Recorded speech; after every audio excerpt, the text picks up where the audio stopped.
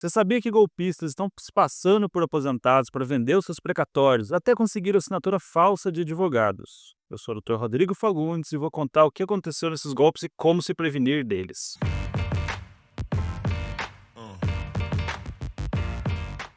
Quem tem precatório para receber provavelmente recebeu uma mensagem, uma ligação ou qualquer tipo de incômodo ou pentelhação no sentido de querendo vender o seu precatório. Estão acontecendo situações bem estranhas, até inclusive fraude que foi parar até em caso de polícia. Basicamente, como que está acontecendo esse golpe?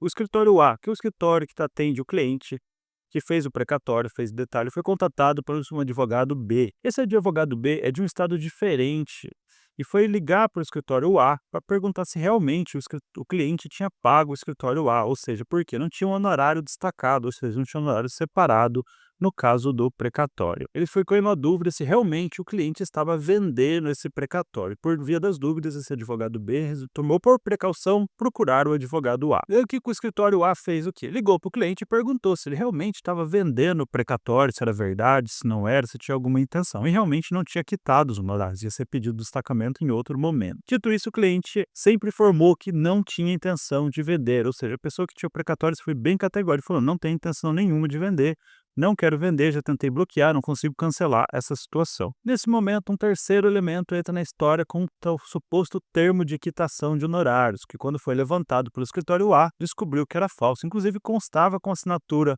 supostamente do advogado A, falsificado num cartório numa cidade bem distante, bem longe, da onde o escritório, o cliente, todo mundo tem sede. Só para fazer um parênteses aqui, nós já temos o primeiro caso de falsidade ideológica, ou seja, a falsificação, inclusive com reconhecimento em cartório, já tem os principais elementos para ser enviado lá para via criminal, ou seja, até para encaminhamento para a delegacia, para começar uma investigação em cima disso. Juntado esse documento, inclusive no processo judicial, para comprovar que já tinha sido pago o honorário, ou seja, ia ser um golpe ainda maior, dando fraude não só no cliente, quem tem o precatório, como também no advogado, os valores seriam destacados ali, um novo elemento aparece na história, que é um casal que vai até um cartório para fazer um reconhecimento de firma da compra, da cessão de crédito desse precatório, juntamente com a certidão de honorários quitados, numa outra cidade, também bem distante de todos os envolvidos do processo. Resultado, o novo cartório, quando foi ver o casal, suspeitou de toda a movimentação, da atitude do casal, acabou acionando a polícia e o casal foi preso em flagrante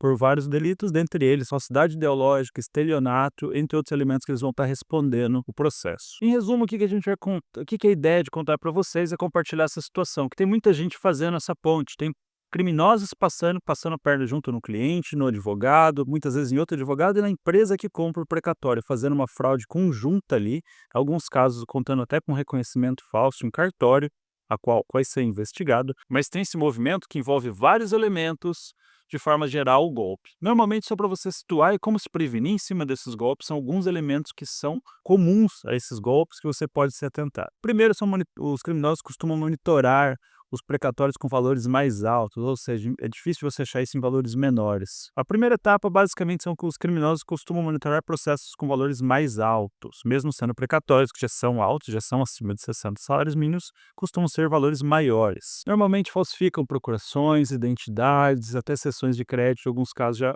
aconteceu e já podem acontecer. E o terceiro passo, eles costumam se passar por herdeiros, por advogados, até mesmo pelos próprios clientes ali, principalmente por telefone e outras formas de contato que você não precisa ser presencial nesse primeiro momento. Costumam vender esse crédito para empresas e que muitas vezes acreditam na veracidade do documento, já que foi reconhecido, por exemplo, em cartório, e seguem até acabam pagando numa conta falsa, onde os clientes podem pegar esse dinheiro e, no quinto momento, desaparecer com ele, ficando todo mundo para trás sem esse valor devido aí. Possivelmente, esses golpistas têm mais gente envolvida, ou seja, não é tão fácil você conseguir uma assinatura, reconhecimento, uma assinatura falsa e tem muita gente sendo investigado. Esse é um crime recente, aconteceu agora em 2025, não é a primeira vez, mas aconteceram em casos bem próximos e vale o cuidado para ser tomado porque a gente vê aumentando o número desse tipo de golpes. Tá bom, mas aí você me pergunta, como que a gente pode se proteger desses golpes? Algumas dicas básicas. Primeiro, nunca passe seus dados pessoais para pessoas por telefone, principalmente para quem você não conhece, ou serviços que estão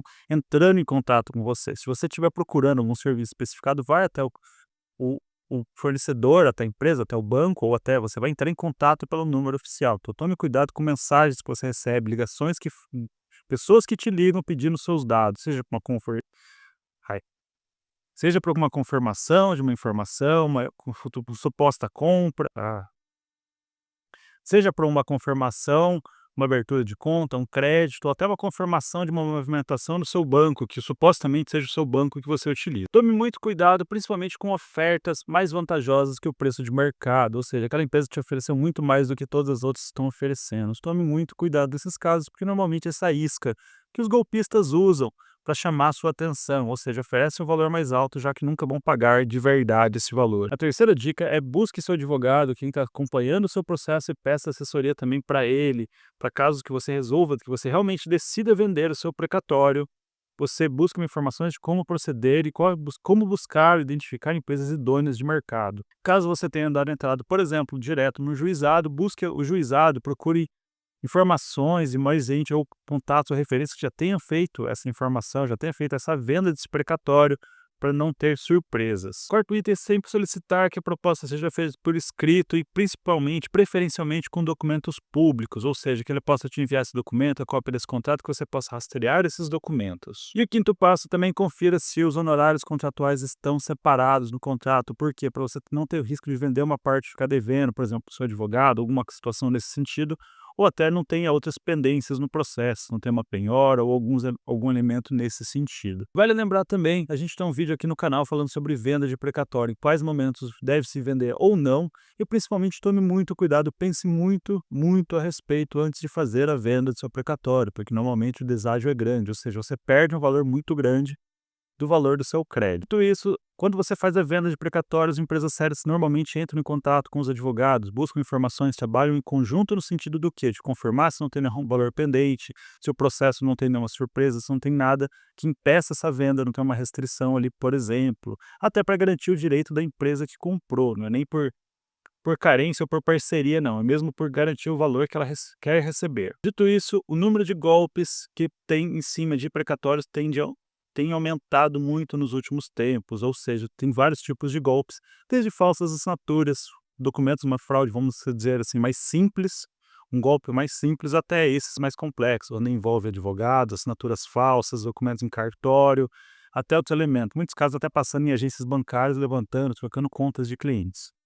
Pode sim acontecer fraudes, acompanhe sim, mantenha contato durante todo o processo, mesmo que o processo de aguardar um precatório é longo, ou seja, normalmente passa de um ano ali, um ano e meio, 2 anos, então acompanhe durante esse tempo, entre em contato com o seu advogado, consulte, acompanhe pela internet o seu processo, veja se está tudo certo, se não tem nenhuma surpresa, boa parte dele é público, você pode estar acompanhando. Mais uma vez, se você tem um precatório para receber, tome muito cuidado, mantenha-se principalmente no que você assina. Tem muita gente buscando essas pessoas, localizando essas pessoas que têm os precatórios para receber e são possíveis vítimas de golpe, já que são valores altos, ou seja, são valores em via de regra acima de 90, muitas vezes acima de R$ 100.000. Dito isso, se você tiver alguma dúvida, deixa aqui nos comentários. Eu sou o Dr. Rodrigo Fagundes e nos vemos no próximo vídeo.